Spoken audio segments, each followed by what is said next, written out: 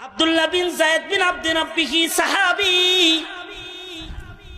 খেজুরের বাগানে কাজ করতেছেন। কে যেন মদিনার পথ দিয়ে বলে যায়, রাসূল নাই, চলে গেছে। সরওয়ারে দু আলম নবীর ওফাত হয়ে গেছে রে। খবরটা শোনার সাথে সাথে আব্দুল্লাহ বিন যায়েদ বিন আব্দে রাব্বি খেজুরের বাগানে আল্লাহ পাককে ডেকে বলে, ওগো আল্লাহ, আমার এই চোখ দুইটা, যে চোখ দিয়া পৃথিবীর সবচেয়ে দামি নিয়ামত মুহাম্মদুর রাসূলুল্লাহ সাল্লাল্লাহু আলাইহি ওয়াসাল্লামকে আমি দেখি, ওগো আল্লাহ, এই চোখ দিয়া যেহেতু আমার সরকার, আমার সরদার মুহাম্মদুর রাসূলুল্লাহ সাল্লাল্লাহু আলাইহি ওয়াসাল্লামকে দেখা যাবে না, ওগো আল্লাহ, এই চোখ আমি তোমার কাছে আর চাই না, এটা লয়ে যাও গা। যে চোখ দিয়া রাসূল দেখা যাবে না, এই চোখ দিয়া দুনিয়ার আর কোন নাজ নিয়ামত দেখতে চাই না। এবং দোয়াটা এমন দোয়ায়ে মুস্তাজাব, এমন ভাবে উনি দোয়া করেছেন, এক দিক দিয়া দোয়া শেষ হইছে, আর এক দিক দিয়া আল্লাহ তাআলা ওনার চক্ষু দুইটাকে অন্ধ করে দৃষ্টিশক্তি নিয়ে গেছে। রাসূলকে দেখাও তো এত ইমানি এক কাম। কাব ইবনে মালিক বলেন, রাসূল আমারে নাই দেখলো, আমি তো নবীরে দেখতে পারি, তাই যাই মসজিদে। 40 দিন হয়ে গেল। 40 দিন পরে আল্লাহর রাসূল আমাকে ডাকলেন। ভাবলাম কোন সুখবর হবে নি, কিন্তু কাছে যাওয়ার পরে আল্লাহর রাসূল বলে, কাব ইবনে মালিক, শোনো, এতদিন পর্যন্ত তোমার বিবি 40 দিন তোমার সাথে কথা বলেছে, আজ থেকে বিধান আরো কঠিন হয়ে গেল। নিজের বিবিকে তাড়াতাড়ি বাবার বাড়ি পাঠায় দাও, একা থাকবা। কাব ইবনে মালিক বলে, এতদিন পর্যন্ত দুঃখের কথা বলার মতো একজন ঘরে ঘরণী আমার ছিল, কিন্তু আজকে সেও নাই। শুধু আল্লাহর রাসূলকে এটা আমি জিজ্ঞাসা করলাম, ওগো আল্লাহর নবী, এমনি বাবার বাড়ি পাঠায় দিব নাকি তালাক দিতে হইব? সরকার বললেন, তালাক দিতে হবে না, এমনি পাঠায় দাও। হযরত কাব ইবনে মালিক বলে, বউটাও ঘর থেকে চলে গেল, এবার আমি একলা ঘর। কাব ইবনে মালিক বলে, আমার টেনশন হলো, এখন যদি আমার মৃত্যু হয়ে যায়, আমার মরণের খবর বলার জন্য, শোনার জন্য একটা মানুষ মদিনায় নাই। আমি এখন মরে গেলে কেউ আমার জানাজার নামাজও পড়তে আসবে না। আমি এখন যদি মরে যাই অবস্থায়, তাহলে আমার কবরের উপরে মাটি দেওয়ার মতো কোনো মানুষ থাকবে না। কাব ইবনে মালিক বলেন, এর চেয়ে ভয়ঙ্কর বিষয় হলো, আমি না মইরা আমার এই বয়কাট হালতে যদি রাসূল মইরা যায়, আল্লাহর রাসূল যদি ইন্তেকাল করে, তাহলে ওহীর দরজা বন্ধ হয়ে যাবে। রাসূল যদি আমার এই বয়কাট হালতে ইন্তেকাল করে, আল্লাহর কাছ থেকে আল্লাহ কি আমারে মাফ করলো কি করলো না, এই খবরটা আসমান থেকে আসার দরজা বন্ধ হয়ে যাবে। শুধুই মাত্র আমার হায়াত না, কিয়ামত পর্যন্ত বরজখের ভেতরেও কেউ আমার সাথে কথা বলবে না। কিয়ামত পর্যন্ত, বিচারের আগ পর্যন্ত পৃথিবীর কেউ অথবা বরজখের কেউ আমার দিকে তাকাবে না। আকলমন্দু সে ক্যা পুছু कि मेरी इब्तिदा क्या है, अक्लमंदू से क्या पूछूं कि मेरी इब्तिदा क्या है, कि मैं इस फिक्र में रहता हूँ मेरी इंतहा क्या है, कि मैं इस फिक्र में रहता हूँ मेरी इंतहा क्या है। আমার শেষ বিদায় কি হবে, এটা হলো আমার ভাবনা হওয়া চাই, যে আমার শেষ বিদায়টা কি ভালো হবে না মন্দ হবে। কাব ইবনে মালিক বলে, এই টেনশন আমার, আমি এখন মরে গেলে তো কাম সারা, আর যদি রাসূল মরে যায় তাহলে কিয়ামত পর্যন্তের জন্য সারা। এমন জ্বালা যন্ত্রণায় কাঁপ বলে শুধু কান্না আর কান্না। আল্লাহ রে খালি কান্দি আর বলি, আল্লাহ আমারে তুমি মাফ করে দাও। বান্দায় অপরাধ করে যদি আল্লাহর কাছে মাফ চায়, আল্লাহ খুশি হয়ে যায়। কারণ আল্লাহ তাআলা হুয়াল আজিজুল গফুর। আল্লাহ তাআলা বান্দা মাপ চাইলে খুশি হইয়া যায়। 50 দিনের মাথায় আল্লাহ তাআলা এই 3 মুমিনের চোখের পানির বদলায় তাদেরকে ক্ষমার ঘোষণা রাসূলের কাছে পাঠায় দিলেন। 50 দিনের মাথায় ফজরের নামাজের সময় আল্লাহর রাসূল এদেরকে ডেকে বললেন, আয় আসো আসো, আয়াত নাজিল হয়েছে ওয়ালা সালাসাতিল্লাযিনা খুল্লিফু। তোমরা 3 জন যারা আছো, যাদের জন্য বয়কট হানত ছিল, তোমাদের জন্য ক্ষমার আয়াত নাজিল হয়ে গেছে, চলে আসো আসো, তোমরা ক্ষমার সুসংবাদ নাও। যাও যাও, মসজিদে যারা আছো তারা ক্ষমার সংবাদটা তাদের পৌঁছায় দাও। সাহাবী বলে, আমি দৌড় দিলাম, কাব ইবনে মালিকের ঘরে দৌড়ায় গেলাম তাকে খবর দেওয়ার জন্য। কাব রে, আল্লাহ তাআলা তোদের মাফ করে দিচ্ছে। সাহাবী বলে, খবরটা নিয়ে যাওয়ার সাথে সাথে কাব ইবনে মালিকের গায়ের জামা খুইলা আমার গায়ে ও পড়ায় দিছে। এ সুসংবাদ লইছ, এই যে নাও তুমি হাদিয়া দিলাম তোমাকে। কারণ আমার আজকের দিনের চাইতে বড় সুসংবাদ আমার আর নাই। ইসলাম যেদিন গ্রহণ করেছিলাম সেদিনের সুসংবাদের চাইতেও আজকের ক্ষমার সুসংবাদটা আমার জন্য সবচেয়ে বড় ঈদের বড় আনন্দের সংবাদ। কারণ আমার আল্লাহ আমারে মাফ করে দিছে। এই সংবাদের চাইতে বড় সংবাদ আমার জন্য আর নাই। জাতি ক্ষমা করবে আগে পিছে।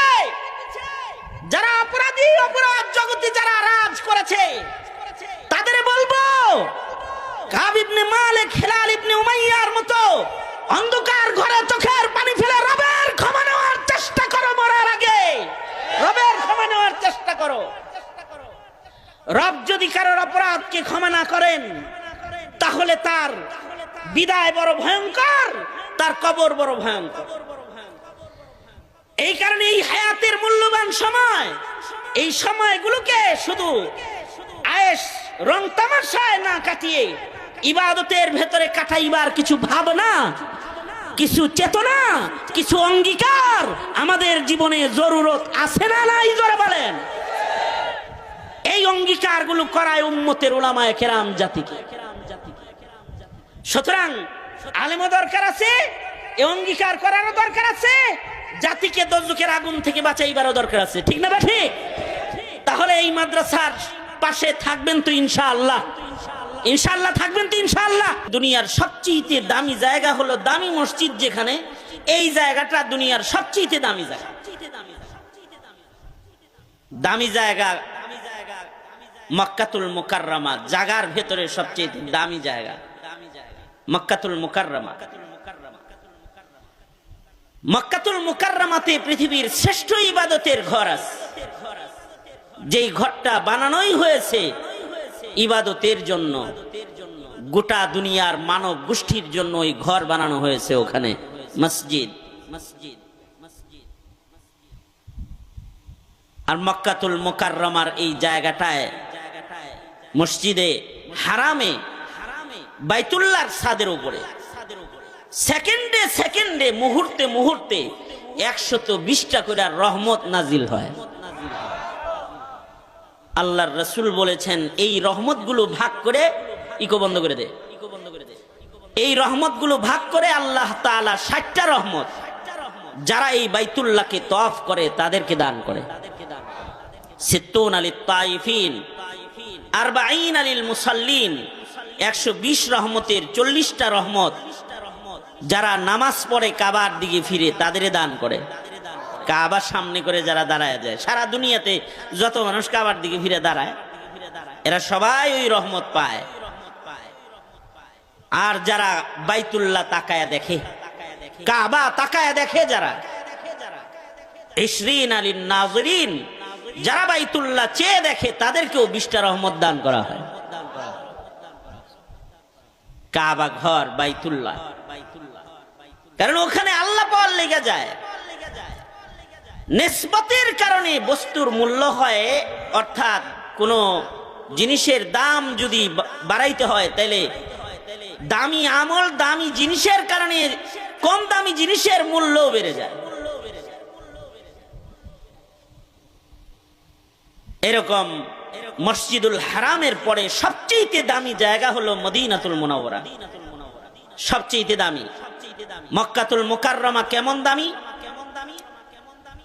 মক্কাতুল মুকাররমা মসজিদুল হারামে কেউ যদি কোন ইবাদত করে তো তাকে লক্ষ গুণ সওয়াব আমলনামায় দান করা হয়। অর্থাৎ 1 রাকাত নামাজ পড়লে সওয়াব হইল লক্ষ রাকাত। সুবহানাল্লাহ। আগামীকালকে বললেন কত রাকাত?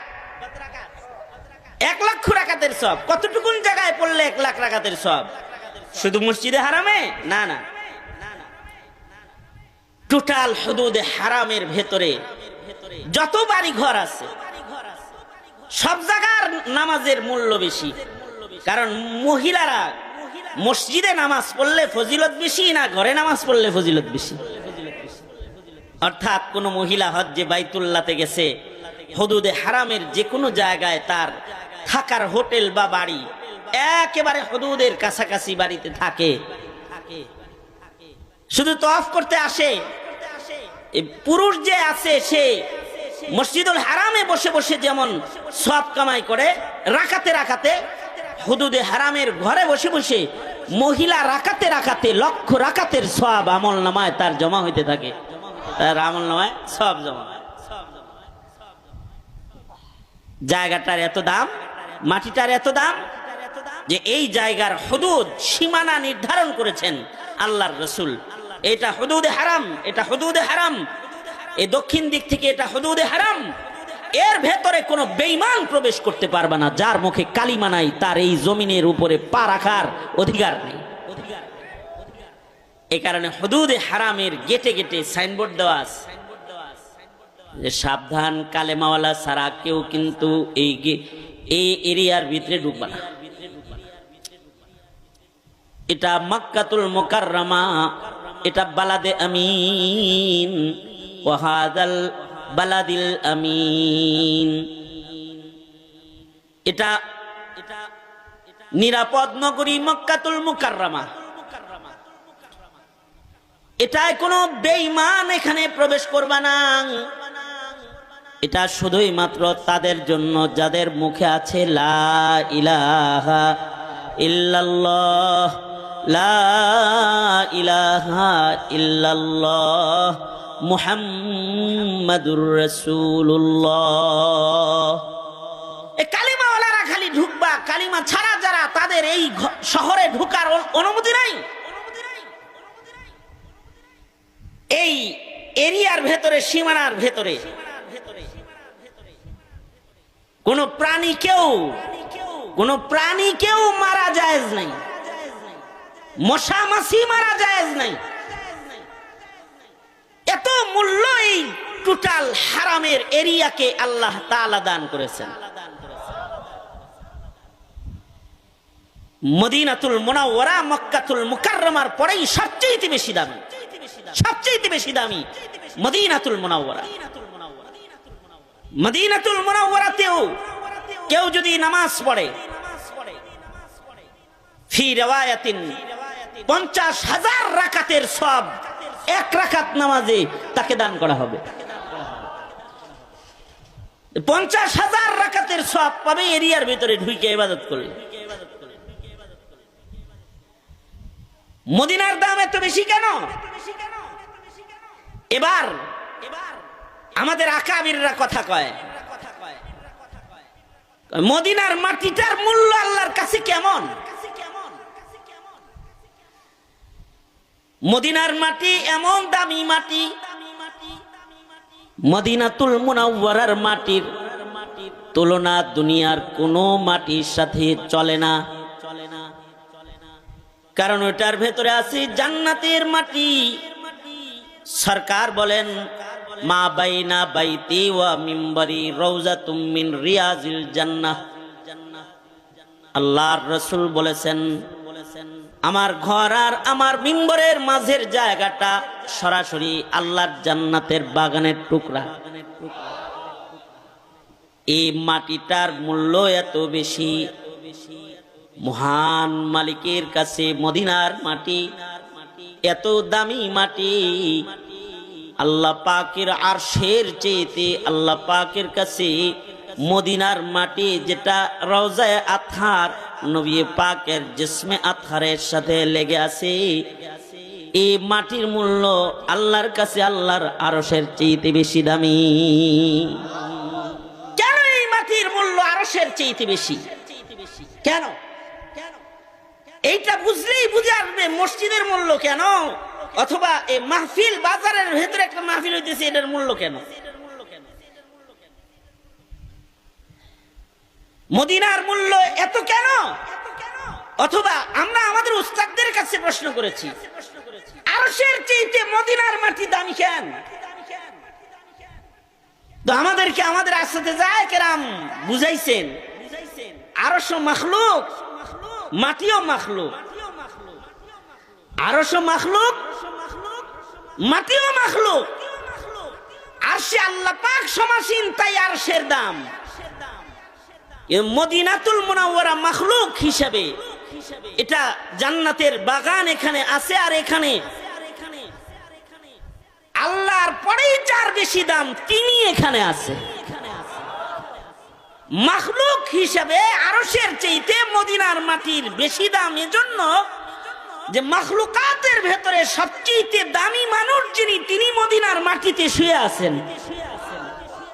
কারণ আল্লাহর কাছে আল্লাহর আরশের চাইতেও দামি মুহাম্মদুর রাসূলুল্লাহ সাল্লাল্লাহু আলাইহি ওয়াসাল্লাম। মাখলুক হিসাবে আরশ মাখলুক, মুহাম্মদুর রাসূলুল্লাহ সাল্লাল্লাহু আলাইহি ওয়াসাল্লাম মাখলুক। আরশ দামি এজন্য যে আরশ মাখলুকটার উপরে রহমান মালিক সমাসীন, সুম্মাস্তাওয়া আলাল আরশ, আল্লাহ তাআলা আরশের উপরে সমাসীন, তাই আরশের দাম। আর মাখলুক যেহেতু এটা মুহাম্মদুর রাসূলুল্লাহ সাল্লাল্লাহু আলাইহি ওয়াসাল্লাম তো মাখলুক হিসেবে আল্লাহর পরেই নবীজির মর্যাদা। লা ইউমকিনুস সানাউ কামা কানা হাক্কুহু, লা ইউমকিনুস সানাউ কামা কানা হাক্কুহু بعد از خدا بزرگ تو ای قصہ مختصر، بعد از خدا بزرگ تو ای قصہ مختصر। আমার নবী মুহাম্মদুর রাসূলুল্লাহ সাল্লাল্লাহু আলাইহি ওয়াসাল্লাম নবীজির মাখলুকাতের ভেতরে মূল্য হলো বাদ আজ খুদা বুজুর্গ তুই। আমাদের নবীজি হলো আল্লাহর পরেই মাখলুকাতের ভেতরে সর্বশ্রেষ্ঠ। তিনি যেখানে আছে সেই জায়গার দাম আল্লাহর কাছে বেশি, কারণ আল্লাহ তাআলা আরশ থেকে সরে গেলে তো আরশেরও মূল্য মাখলুক হিসেবে কমে যাবে। তো যাই হোক, মুহাম্মদুর রাসূলুল্লাহ সাল্লাল্লাহু আলাইহি ওয়াসাল্লাম মদিনায় আছেন, সঙ্গত কারণে মক্কাতুল মুকাররমার যেমন হুদুদ আছে, মদিনার ওই রকম হুদুদ আছে। আল্লাহর রাসূল এই মদিনার শহরের জন্য দোয়া করেছেন। মদিনার হুদুদ নির্ধারণ আছে, নবীজি নির্ধারণ করে দিয়ে গেছেন এবং বলে গেছেন, এই দামি শহর মদিনা আমার মদিনা, এখানে যদি কেউ গাছ লাগায় তাতেও আল্লাহ তাআলা তার উপরে খুশি হয়ে যাবে। সাবধানের পাতাও ছিল না, মদিনার গাছ পাতাকেও লতা পাতাকেও মুহাব্বত করা ঈমান। মদিনার পাহাড়কে মুহাব্বত করা ঈমান। মদিনায় এমন পাহাড় আছে যারা আল্লাহর জান্নাতি। মদিনায় এমন কবরস্থান আছে আশা করা যায় ওগুরস্থানের সব মাইয়িত আল্লাহর জান্নাতি। জান্নাতুল বাকি মদিনায় আছে। সরওয়ারে দু আলম নবীর রওজা আতহারের পাশে কবরস্থান জান্নাতুল বাকি মদিনাতুল মুনাওয়ারাতে আছে। এই জান্নাতুল বাকির মাইয়িত যারা হবে আশা করা যায় তাদের কবরে আযাব হবে না। মদিনার মাটির ভেতরে আল্লাহ তাআলা কবরের আযাব জ্বালাইবেন না, দোজখের আগুন জ্বালাইবেন না। মক্কাতুল মুকাররমা যেমন বালাদে আমিন, মদিনাতুল মুনাওয়ারাও বালাদে আমিন। এ কারণেই দাজ্জালের মতো শক্তিশালী ফিতনার আগমন যখন হবে, দাজ্জাল সব জায়গায় ঢুকতে পারলেও আল্লাহর রাসূল খবর দিয়েছেন দাজ্জাল এত ক্ষমতা নিয়ে আসার পরেও মদিনায় প্রবেশ করার ক্ষমতা দাজ্জালের হবে না, মদিনায় ঢুকতে পারবে না। দাজ্জালের ক্ষমতাটা কেমন হবে যে এক হাতে পানি আর এক হাতে আগুন নিয়ে আসবে। আশ্চর্য অবস্থা হলো, তার ভয় যে পানি গ্রহণ করবে সে দোজখে চলে যাবে, আর যে আগুন গ্রহণ করবে আল্লাহর ভয়ে, দাজ্জাল কি ভয় পায় নাই, আগুনের ভিতরেই ঢুকে পড়ছে, আগুন গ্রহণ করেছে, তো সে এই আগুনটা এটা সে জান্নাতে ঢুকে যাবে, জান্নাতের রহমতের পানির ভিতরে ঢুকে যাবে সে। এই রকম আজব ক্ষমতা দিয়া যে দাজ্জালকে আল্লাহ তাআলা মাটিতে পাঠাইবেন, এই দাজ্জালও মদিনায় প্রবেশ করতে পারবে না। কতটা আমন সালামতের শহর মদিনাতুল মুনাওয়ারা। এত দাম এ মদিনার কেন? এখানে ঘুমিয়ে আছেন, শুয়ে আছেন মুহাম্মদুর রাসূলুল্লাহ সাল্লাল্লাহু আলাইহি ওয়াসাল্লাম। এই কারণে মদিনায় শুয়ার ইবাদত দোয়া করাটাও এটা একটা নবীজির মুহাব্বতের ঈমান। এই কারণেই হযরত ওমর সারা জনম দোয়া করেছেন, আল্লাহুম্মা রযুকনি শাহাদাতান ফি সাবিলিক, আল্লাহুম্মা রযুকনি শাহাদাতান ফি সাবিলিক ওয়াজআল মাউতি ফি বালাদি রাসূলিক। ও আল্লাহ, আপনি আমাকে শহীদি মওত দান করেন এবং আপনি আমার মরণটা মদিনার পাক শহরে দান করেন। ইমাম মালিক রহমাতুল্লাহি আলাইহি মদিনায় ঘুমানোর জন্য জীবনের শেষ ভাগে হজের সফর পর্যন্ত ক্যান্সেল করে বসে আছেন। উনি চান যে মদিনার বালাদে আমিনের ভেতরে ওনার কবরটা যেন হয়ে যায়। এ কারণে জীবনের শেষ ভাগে ইমাম মালিক মদিনার বাইরে যায় নাই। মসজিদগুলো দামি এ কারণেই যে এই মসজিদগুলোর সম্পর্ক বাইতুল্লাহর সাথে আছে। ইব্রাহিম আলাইহিস সালাম কাবা নির্মাণ করে অবশিষ্ট মাটি ছুঁড়ে মেরেছিলেন, যেথায় যেথায় পড়েছে মসজিদ হবে, মাদ্রাসা হবে। মসজিদ এই মাটির সাথে বাইতুল্লাহর তাআল্লুক আছে। এ কারণেই বাইতুল্লাহ বর্ষিত রহমতগুলো মসজিদের ছাদে ছাদে চলে যায়। যারা মসজিদে ঢুকে রহমত তাদের মাথায় চলে যায়, ইমামের মাথায় যায়, ইমাম থেকে মুয়াজ্জিনের উপরে যায় নামাজের মাধ্যমে। মুয়াজ্জিনের ডান পাশে যে দাঁড়ায় সে রহমত পেয়ে যায়, বাম পাশে যে দাঁড়ায় তারপরে সে রহমত পেয়ে যায়। এই রহমতওয়ালা বান্দাগুলা যখন রহমত লয়ে জমিনে পাড়া দেয় তো আল্লাহ তাআলা জমিনের উপরে রহমত বর্ষণ করতে থাকে। মুহাদ্দিসিন বলেন, রাউজাতুম মিন রিয়াজিল জান্নার মাটির উপরেও 24 ঘন্টা রহমত বর্ষণ হয়। বাইতুল্লাহর উপরে যেমন 24 ঘন্টা রহমত বর্ষণ হয়, রাউজাতুম মিন রিয়াজিল জান্নার ভেতরেও 24 ঘন্টা আল্লাহ পাকের রহমত বর্ষণ হয়। তো এই মসজিদগুলো দামি কারণ মসজিদের ভিতরের সামান ভালো, মাদ্রাসাগুলো দামি কারণ মদিনায় রাসূল আছেন আর মাদ্রাসায় নবীর রেখে যাওয়া আমানত আছে, কোরআন আছে, হাদিস আছে। এ কারণে মাদ্রাসাকে বলা হয় বাইতুর রাসূল, বাইতুন নবী। আর মসজিদগুলো হলো আল্লাহর ঘর, বাইতুল্লাহ আল্লাহর ঘর। মাদ্রাসা মসজিদ যেমন একটা নিসবতের কারণে দামি, বাজার যেমন দুনিয়া বেচা কেনার নিসবতের কারণে কম দামি। মানুষের ভেতরে কিছু মানুষ আছে তাদের হায়াত নামক মাখলুক পাত্রের ভেতরে নেক আমল বেশি।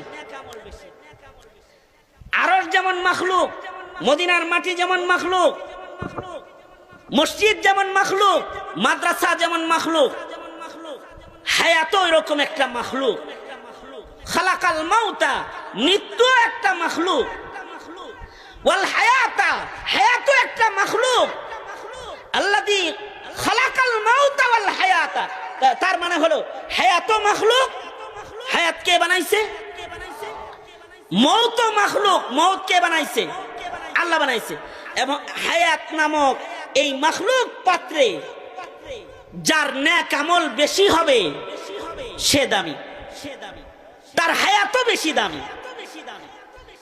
মসজিদের যেমন নেক আমলের কারণে মসজিদের দাম, হায়াতের ভেতরে নেক আমল বেশি হলে এই হায়াতওয়ালা মানুষটার দাম। যদি মানুষটার জীবনে নেক আমল বেশি হয়, মানুষটার হায়াতটা দামি, এই মানুষটা হায়াতে নেক আমল বেশি কামাই করে হায়াত পাত্রে নেক আমল বেশি রাখছে, তো তাকে আল্লাহর রাসূল বলেছেন চালাকাল কাইয়িসু মান দানা নাফসাহু ওয়া আমিলা লিমা বাদাল মাউত। হায়াতের ভেতরে নেক আমল যার বেশি সে হলো নেককার। নেককারদের জন্য আল্লাহ তাআলা হায়াত থেকে বের হওয়ার মরণ দরজা মাখলুক যেটা পাঠায় দিবে এটা ভালো হবে। আর হায়াত যাদের কম দামি হয়ে যাবে, গুনাহ বেশি হয়ে যাবে, তাদের সামনে মৌত নামক দরজা পাঠায় দেবে যেটা এটা খারাপ হয়ে যাবে। মৃত্যু নামক আখিরাতের জগতে পদার্পণ করার যে দরজাটা আল্লাহ বানাইছেন, এই দরজা দুই রকম বানাইছেন। নেককার হায়াতওয়ালা মানুষদের জন্য মৃত্যুটা একরকম, আর বদকার মানুষদের জন্য মৃত্যুটা আরেক রকম। সঙ্গত কারণে মানুষকে আল্লাহ দিছে হায়াত যে, ও মানুষ তুমি কি নেক আমল বেশি করো নাকি গুনাহ বেশি করো, এটা কিন্তু আমি পরীক্ষা করব। পরীক্ষা কইরা এটা আমি নির্বাচন করব তুমি নেককার না বদকার হায়াতে। যদি নেককার হও মৃত্যু হবে একরকম, আল ইবরাতু বিল খাওয়াতিম। হ্যাঁ, তবে ওয়াহুয়াল আজিজুল গফুর, আল্লাহ তাআলা আজিজ, আল্লাহ তাআলা গফুর।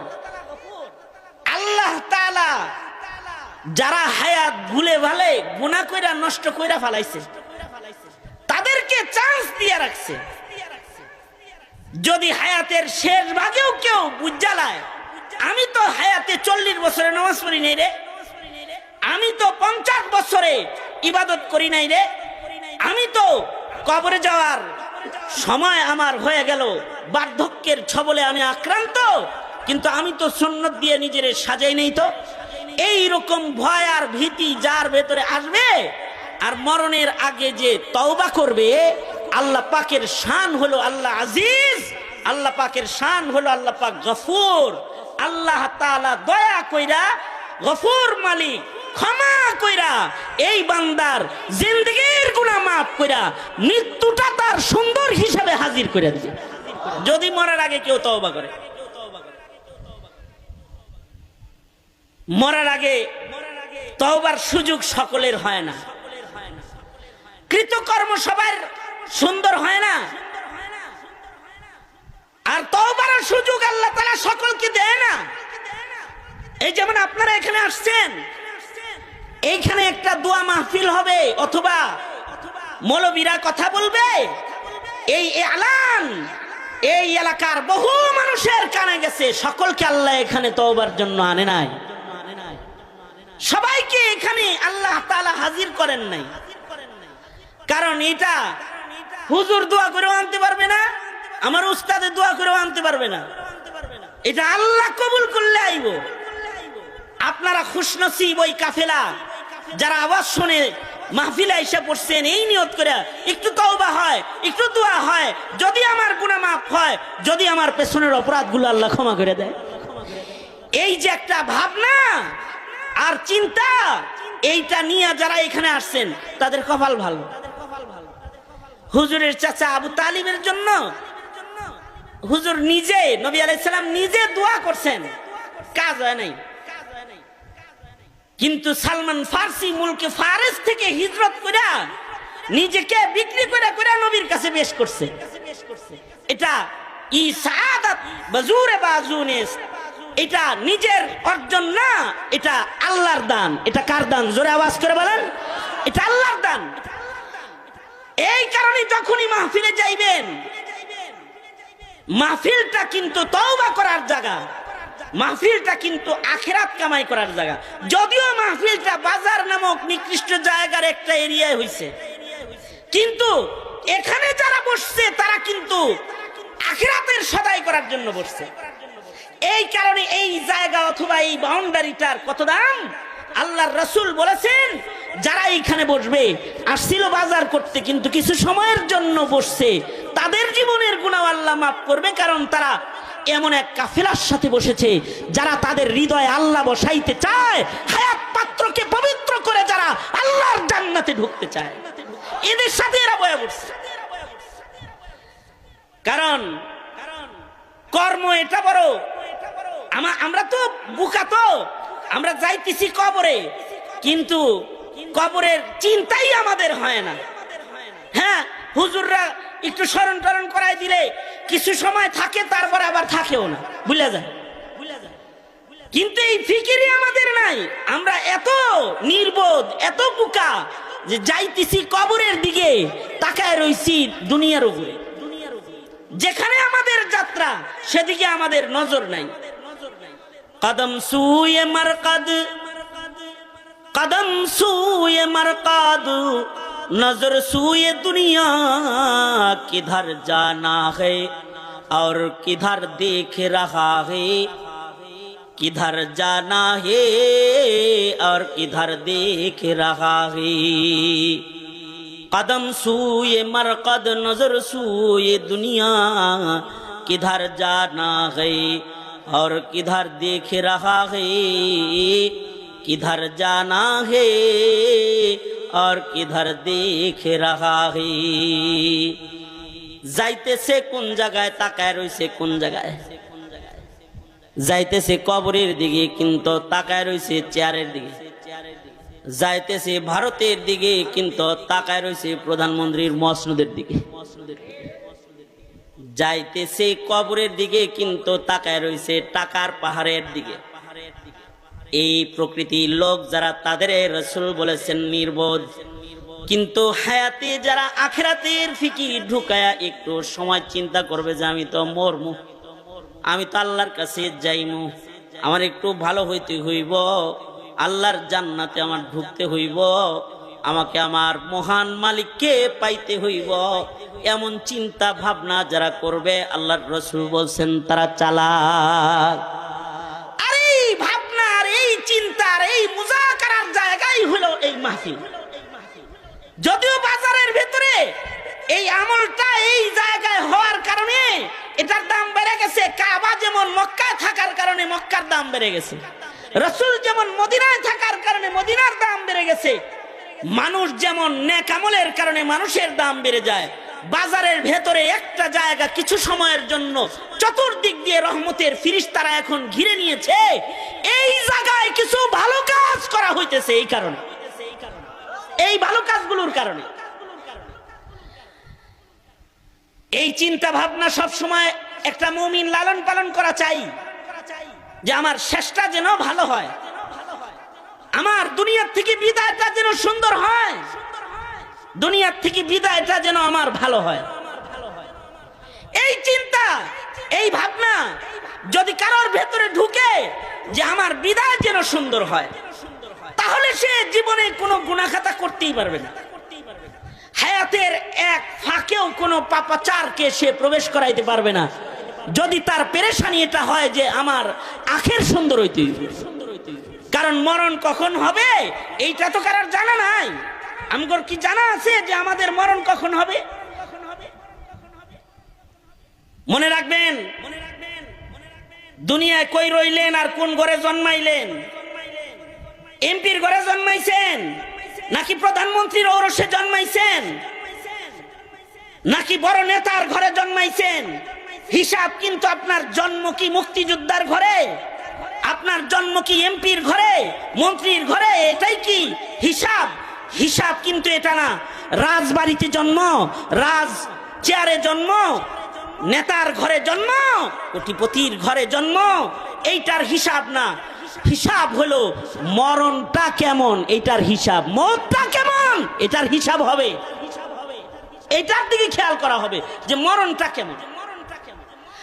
अक्लमंदू से क्या पूछूं, अक्लमंदू से क्या पूछूं कि मेरी इब्तिदा क्या है, कि मैं इस फिक्र में रहता हूँ मेरी इंतहा क्या है, कि मैं इस फिक्र में रहता हूँ मेरी इंतहा क्या है। अक्लमंदू से क्या पूछूं, अक्लमंदू से क्या पूछूं कि मेरी इब्तिदा क्या है, कि मैं इस फिक्र में रहता हूँ मेरी इंतहा क्या है, कि मैं इस फिक्र में रहता हूँ मेरी इंतहा क्या है। अंतल्लज़ी वलदतका उम्मुका बाकियन वन्नासु हौलका यदहकूना मसरूरा फजहद लिनफ्सिका इद यकूनु बाकियन फी यौमी मौतिका ज़ाहिका व मसरूरा। যেদিন তুমি প্রথম এসেছিলে ভবে, কেঁদেছিলে তুমি একা, হেসেছিল সবে, এমন জীবন তুমি কররে গঠন, মরণে হাসিবে তুমি, কাঁদিবে ভুবন। কিছু কিছু মানুষ আছে, এরা যদি এখন মরে, এদের জানাজা পড়ার মানুষ তালাশ করে পাওয়া যাবে না, পাওয়া যাবে না। কারণ তাদের মরণে সবাই খুশি, জানাজা পড়তে হইতো না কেউ। আখের আঞ্জাম যেন এমন ভয়ঙ্কর হয়ে না যায়, যার যার জায়গা থেকে সে তার আখের আঞ্জামকে সুন্দর করার মেহনত করো। কারণ শেষ ভালো যার, সব ভালো তার। কোন জায়গায় বসেছিলে এটাও হিসাব না। সুইস ব্যাংকে কত কোটি টাকা রাখা মরছো, এটাও হিসাব না। কয় দেশের রাজা বাদশাহী করেছো, এটাও হিসাব না। কয়খান আমল করছো, আর মানবিক ভাবে মানুষ হিসাবে কি জালেম ছিলা নাকি কামেল ছিলা, নেককার ছিলা নাকি বদকার ছিলা, হিসাব হলো এইটার হিসাব, এটার হিসাব। এ কারণে আমরা তো হায়াতের আয়েশ আরাম এটার দিকে খুব নজর, কিন্তু মরণের সময় কি হবে এইটার খেয়ালই আমাদের নাই, এটার খেয়াল আমাদের নাই। এইটার খেয়াল যারা জীবনে করেছে তারা টাকাওয়ালা হয়েও টাকাকে ধরে রাখতে পারে নাই। এইটার খেয়াল যারা করেছে তারা রাজ সিংহাসনে বসে থেকেও কারোর উপরে জুলুম, যারা জুলুম করতে পারে নাই। এইটার হিসাব যারা করেছে তারা অনেক বড় শিক্ষিত হয়েও নিজেকে মিটায়া দিতে তারা দ্বিধাবোধ করে নাই, তারা দ্বিধাবোধ করে নাই। এইটার হিসাব যারা করেছে, যেমন হযরত আবু বকর, উমর, উসমান, আলীর মতো মানুষ, যাদেরকে রাসূল জান্নাতের বাশারাত দিয়েছেন দুনিয়াতেই, তারাও তাদের বিদায় চিন্তায় এত ব্যস্ত ছিলেন, ব্যতিব্যস্ত ছিলেন যে তারা তাদের এত বড় উঁচু মাকামে বসা থাকার পরেও তারা তাদের বিদায়ের চিন্তায়, মরণের চিন্তায় অস্থির থাকছেন, মরণের চিন্তায় পেরেশান থাকছেন। হযরত উমরের মতো মানুষ, হযরত উসমানের মতো মানুষ, যাকে বলা হয় গনি, অসংখ্য টাকার মালিক, অগণিত পয়সার মালিক, কিন্তু পয়সা ধরে রাখতে পারতেন না আল্লাহর ভয়ে। একদিনেও এমন সাদকা করতেন যে ওনার একদিনের সাদকায় দুর্ভিক্ষ শেষ হয়ে যেত। বন্যার্ত মানুষ যারা আছে তাদের ত্রাণের কার্যক্রম চলতেছে এখন সারা বাংলাদেশ ব্যাপী। ভিক্ষুকরা পর্যন্ত 5 টাকা 10 টাকা নিয়ে দান বাক্সে ফেলতেছে মানুষকে দেওয়ার জন্য। আর ওইটা একটা জমানা ছিল যখন ভিক্ষুকের টাকা নেওয়া লাগতো না, একজনের সদকা কইরা দুর্ভিক্ষ শেষ করে দিত। হযরত ওসমান একা সদকা করেছে, মদিনার দুর্ভিক্ষ শেষ হয়ে গেছে। কেন? আল্লাহর ভয়। রাজ সিংহাসনে বসা, এ কারণে নিজের ক্ষমতা এর দাপট দেখাইতে পারে নাই। আদা জাহানের খলিফা হযরত উমর কিন্তু দাপট দেখাইতে পারে নাই। রাতের অন্ধকারে আটার বস্তা, চালের বস্তা কাঁধে করে ঘুরে বেড়াইছে, মরণের চিন্তায়, হাসরের চিন্তায়, আখিরাতের চিন্তায়। উম্মুল মুমিনিন হযরত আয়েশা সিদ্দিকা রাদিয়াল্লাহু আনহার মতো মানুষ মরণের চিন্তায় টাকা পয়সা ঘরে রাখতে পারেন নাই। আমির মুআবিয়া রাদিয়াল্লাহু আনহু 1 লক্ষ দিরহাম হাদিয়া দিবেন, সকাল বেলায় দিবেন, সন্ধ্যা হওয়ার আগে এটা উম্মুল মুমিনিনদের কাছে বন্টন করে দিবেন। উম্মুল মুমিনিন যারাই এটা পাইছেন ওনারা সন্ধ্যা হওয়ার আগে বাকি মানুষদের হাতে হাতে পৌঁছায় শেষ করে দিচ্ছেন। আব্দুল্লাহ ইবনে আব্বাস রাদিয়াল্লাহু আনহু 1,80,000 দিরহাম একসাথে হাদিয়া দিছে। ইফতার হওয়ার আগে পুরাটা বিলীন করে ফেলছে। যখন মাগরিবের আজানের রক্ত হয়েছে আর ওনার কাছে খাবার আনতে বলেছে, ইফতার করবে, খাদেমায় শুকনা রুটি এনে দিছে। আর কয় এত টাকা আসলো, কয়টা টাকা কি ইফতার করার জন্য রাখা গেছিল না? হযরত উম্মুল মুমিনিন বলে, টাকা যখন সামনে ছিল তখন আমি যে রোজা এটা তো আমার স্মরণ ছিল না। আমার স্মরণে শুধু এটাই ছিল যে আমার আল্লাহরে কত বেশি খুশি করা যায়, কত বেশি খুশি করা যায়। अक्लमंदू से क्या पूछूं, अक्लमंदू से क्या पूछूं कि मेरी इब्तिदा क्या है, कि मैं इस फिक्र में रहता हूँ मेरी इंतहा क्या है, कि मैं इस फिक्र में रहता हूँ मेरी इंतहा क्या है। একটা ভালো মানুষ যখন মরে যায় তখন ভালো মানুষের জন্য আল্লাহর ফিরিস্তারা পর্যন্ত কাঁদতে থাকে। ভালো মানুষের জন্য জমিন কান্দে। ভালো মানুষের বিদায় বেলায় আসমান বাড়ি বর্ষণ করে, কাঁদে, বৃষ্টির ফোঁটা পড়ে যায়। ভালো মানুষ যখন বিদায় নিয়ে চলে যায়, গাছগাছালি, পাক পাখালি তাদের জন্য কাঁদতে থাকে। ভালো মানুষের জন্য আল্লাহর জান্নাত খুশি হয়ে ইস্তেকবাল দিতে থাকি। ভালো মানুষের বিদায়ে আসমান জমিন সব রোনাজারি করতে থাকে। হায়াত দান করেছে আল্লাহ তাআলা, আবার মৃত্যু নির্ধারণ করেছেন এটা চেক করার জন্য যে কে কেমন আমল করে। আমল ভালো করে কেউ যদি মরণের মুখোমুখি হয় তো তার জন্য ভয় নাই। তাতানাজ্জালু আলাইহিমুল মালাইকাতু আল্লা তাখাফু ওয়ালা তাহজানু ওয়াবশিরু বিল জান্নাহ ওয়াবশিরু বিল জান্নাতিল্লাতী কুনতুম তুআদুন নাহনু আউলিয়াউকুম ফিল হায়াতিদ দুনিয়া ওয়া ফিল আখিরাহ ওয়ালাকুম ফিহা মা তাশতাহি আনফুসুকুম ওয়ালাকুম ফিহা মা তাদউন নুজুলাম মিন গফুরির রহিম। সুতরাং এখানে যারা এখন আমার কথা শুনছেন এদের অনেকেই এমন আছেন যে যারা 5 ওয়াক্ত নামাজ পড়েন না। অনেকেই আছেন এরকম যাদের কবিরা গুনার অভ্যাস আছে। যদি হিসাব আপনার এটাই হয় যে আল্লাহ হায়াত নামক যে জিনিসটা আমারে দিছে, এর 50 বছর ছিলাম বেনামাজি, কয়দিন ধরে নামাজ ধরছি। এর 40 বছর ছিলাম রোজা ছাড়া, কয়দিন ধরে আমি রোজা রাখছি। অথবা হাত্তাল আন এখনো পর্যন্ত আমি দাড়ি কাটছি, অথবা আমি বেনামাজি।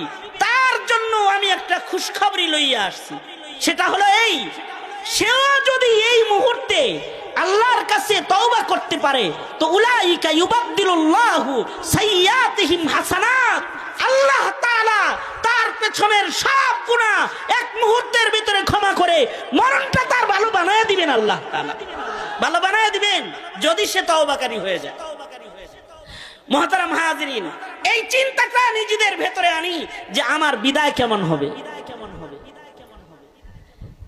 আওয়ামী লীগের 16 বছরের জুলুমের শাসন পুঁজি বানায় যারা জাতিরে জ্বালাইতে জ্বালাইতে কয়লা বানায় ফেলায় দিয়েছিলে, হিসাব কষকে মরণ কেমন হবে হিসাব কষ যায়। জানা যায় মানুষ কয়টা হবে হিসাব করা যায়। এই হিসাব তো করলে না, মরলে কি হবে, খালি চেয়ারে থাকলে কি হবে এই হিসাবই কষলা, মরলে কি হবে এইটা হিসাব কষলা না। যদি মরলে কি হবে এই হিসাব না কষো তাহলে তোমার মতো বোকা এই রাজ্যে আর নাই। কথা বলেন ঠিক না? ঠিক জোরে আওয়াজ করে বলেন। এতটাই নিগৃহীত যে মাটির উপরে হাইটা যাইতে পারো না, উইরা যাইতে হয় দিল্লিতে। তাইলে মরার পরে মাটি তোমাকে জায়গা দিবে কিনা এটাও তো হিসাব করা দরকার। মরার পরে মাটি তোমাকে জায়গা দিবে কিনা, এই মাটির মানুষ তোমাকে চাইবে কিনা। আমাদের মরণের তো এই হিসাব নাই, কিন্তু সাহাবীদের এই হিসাব খুব ছিল। পরিপূর্ণ সবটুকুন বলতে পারবো না। তবুকের যুদ্ধ আল্লাহর রাসূল 9:30 মাত্র 5-7 মিনিটের ভিতরে আলোচনা শেষ করে দেবে, এই জন্য লম্বা কম যাইব না। তবুকের যুদ্ধ আল্লাহর রাসূল সাল্লাল্লাহু আলাইহি ওয়াসাল্লাম 950 মাইল দূরে যাইবেন যুদ্ধ করতে। কত মাইল? হ্যাঁ, 950 মাইল দূরে যাইবেন। 30,000 সাহাবী একসাথে যুদ্ধ করার জন্য যাইতেছে। মদিনায় মুসলমানের সংখ্যা তখন এমনই।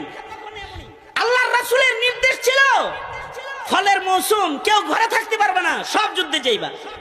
অর্থাৎ তোমরা কি খেজুরকে মালরে বেশি মহব্বত করো নাকি আল্লাহরে বেশি মহব্বত করো? পরীক্ষা ছিল এটা।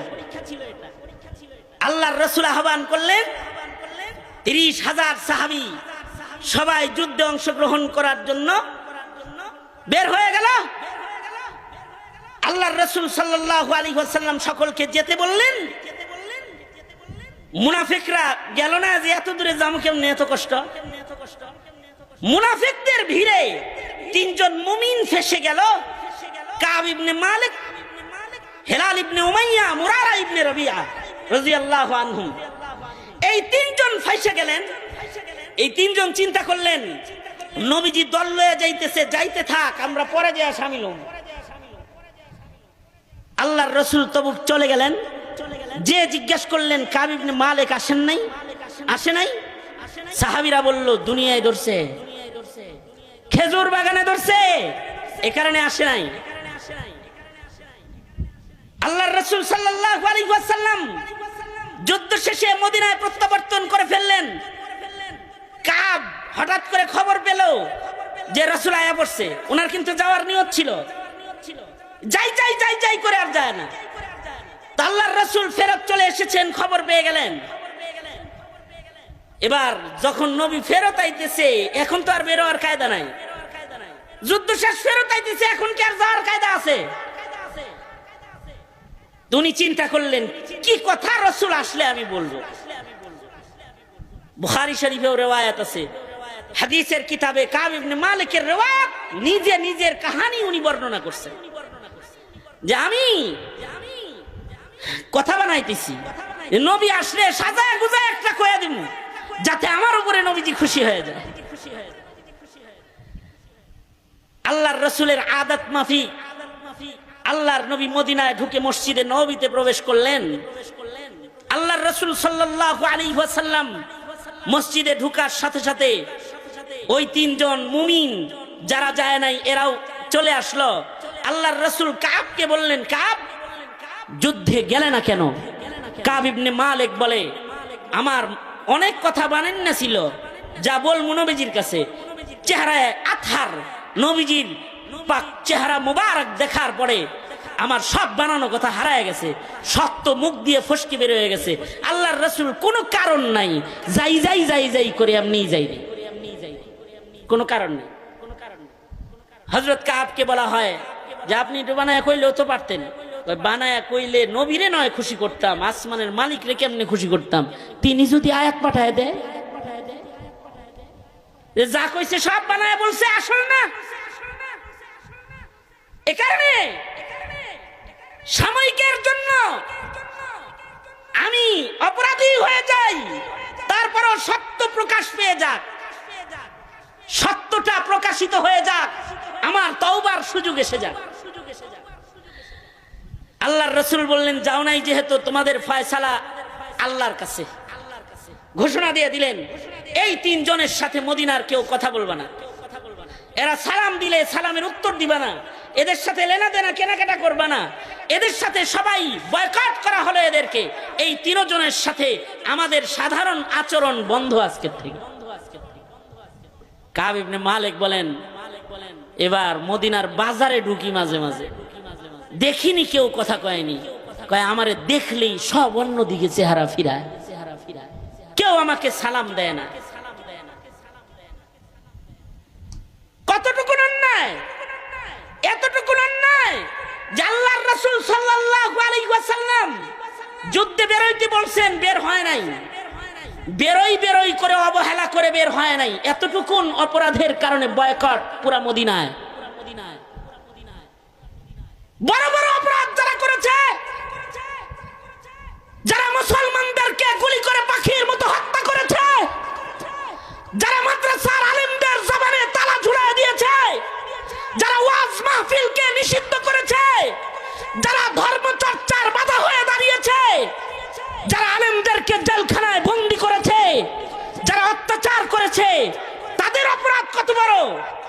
আল্লাহর রাসূল যদি থাকতেন তাহলে তাদের যে কি রকম বয়কট করতেন, এটা আল্লাহর রাসূল থাকলে বোঝা যাইত। শুধু এতটুকুন যে যুদ্ধে যাও যায় নাই, তাতেই এই বয়কট যে তোমাদের সাথে কেউ কথা বলবে না। কাব ইবনে মালিক বলে, মসজিদে যাইতাম, যায় নবীজির কাছাকাছি দাঁড়াইতাম, কিন্তু আমি নবীরে দেখতাম নবী অন্যদিকে তাকাইতেন। তারপরও আমি জন মানুষ মসজিদে যাইতাম। হেলাল ইবনে উমাইয়া আর ওনারা দুইজন যারা ছিল, ওনারা শরমে মসজিদে আইতো না, বুড়া মানুষ, এরা দুইজন ঘরেই নামাজ পড়তো। মুরারা ইবনে রবি, হেলাল ইবনে উমাইয়া, ওনারা আইতোই না মসজিদে, শরমে, কেউ কথা কয় না। বুড়া মানুষ শরমে আসে না, খালি ঘরে কান্দে। কিন্তু আমি নওজোয়ান মানুষ, আমি আসতাম, এসে নবীজির কাছাকাছি বসতাম। যদি রাসূল দেখে আমারে, আর যদি আমার সাথে কথা কয়, রাসূল আমারে নাই দেখলো, আমি তো রাসূলকে দেখলাম, আমি তো রাসূলকে দেখলাম, আমি তো নবীকে দেখলাম। এটা যেমন একটা ঈমান, আমি তো আলেমকে দেখলাম, এটাও একটা ঈমান। নবীকে দেখতে পারার চাহিদা সাহাবীদের এত বেশি যে এক নজর দেখতো, নবীরে দেখতে পারবে না, এই বেদনায় আল্লাহরে কয়, আল্লাহ চোখ লাগবে না।